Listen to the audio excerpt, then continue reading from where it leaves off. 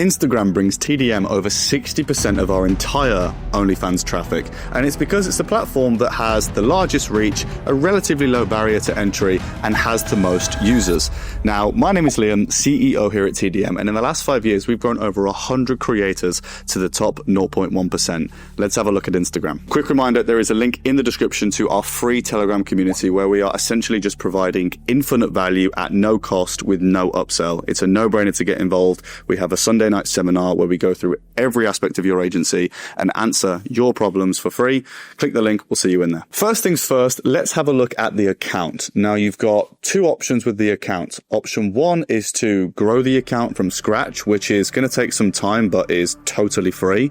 Or option two is to purchase the account, which is going to be pretty quick but will also cost you some money. Now, if you're going to purchase an account, then ensure that the account has legitimate followers, and you also want to aim for 40 to 50% tier 1 traffic, so US, UK, etc. I actually think you should avoid platforms like Accounts Market or Z2U because oftentimes the traffic is either botted or just has a poor demographic. Find vendors that actually have good reviews and let you review the data before the purchase. You can expect to spend anywhere from a couple $100s to a couple $1,000s for a decent account depending on what you want. Side note, just bear in mind that if you do want to go for the option of creating an account because you're on a budget, then it's realistic that you're going to need to wait weeks, possibly a month, maybe two, to start seeing any real traction with that profile. Now, ideally, you want to have your own in-house phone farm. We think it's the best option because it will avoid complexity.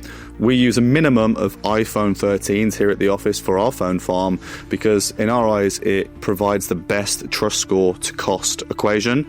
The trust score is essentially a score of authenticity derived from where the device is based, the IP, the data on the device, and the device itself. So just keep that in mind. If you don't want to use iPhone 13s, you don't have to, but just bear in mind that newer devices typically have a better trust score as standard based on newer iPhones or newer phones in general having better software and being seen to be harder to jailbreak or manipulate.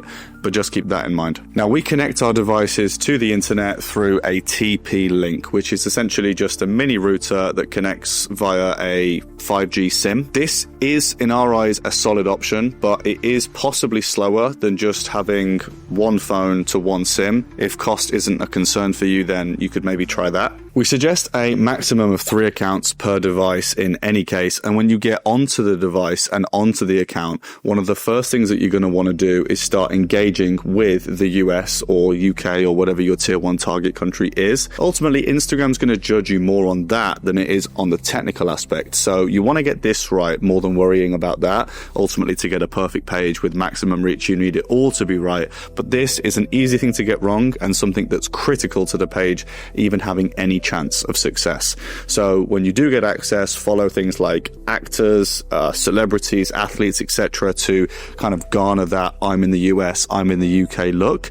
But then also you're going to want to warrant that content back, so make sure that you're using English sounds, English text, etc. If you post something in Spanish, if you use Spanish music, if you type in Spanish, you're going to garner a Spanish audience. So all of these things are essential to getting it right. And side note, if you're going to use some sort of paid promo or boosting, then just make sure that you're targeting the US with that as well. Now, once you have a few thousand followers from the shout outs or the promos or the boosting or whatever your growth hack of choice is, once you've got that few thousand followers, you can start posting. Or of course, if you've already got the account with followers and you are totally warm, then you can look at start posting.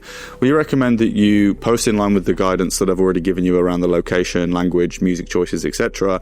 But as far as frequency goes, twice a day is about right for Instagram, separated at least by a number of hours. Photos or videos are fine.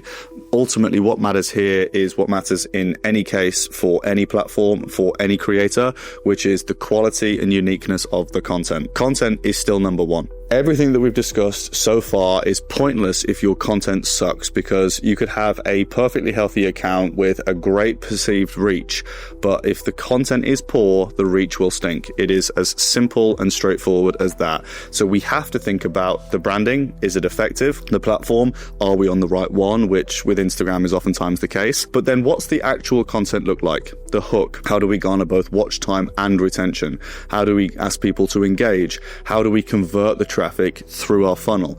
These are all things that you still need to think about. And so we can set the account up correctly, but if those things aren't there, the content's not going to perform and you're not going to get traffic anyway. So that's about it for the technical side of Instagram. Of course, we can go into as little or as much detail with content production as we want to, but frankly, it's a very creator specific situation. What works for one creator will not make sense for the other, even as far as the way that we put text on screen, the way that we caption, the song or audio choices that we use. Every single thing will come down to creator specificity. So we have to start at the top of the 10 steps that we walk through here at TDM, with the branding at number 1, the ideas and platform at number 2 and 3. And once we get that right, really, it's a case like any other of just trial and error, a few different content verticals until you find something that works. Don't judge it on a vanity metric like views. Judge it on a sanity metric like actual traffic through to OnlyFans. Okay, we are not doing this for followers. It's a benefit that we get on the side, but primarily you set this page up for traffic to the OnlyFans. So judge your success based on that, not just on vanity like views and followers. As always, remember that Instagram is just one of the many platforms that we use to garner a efficient and strategic OnlyFans traffic acquisition plan.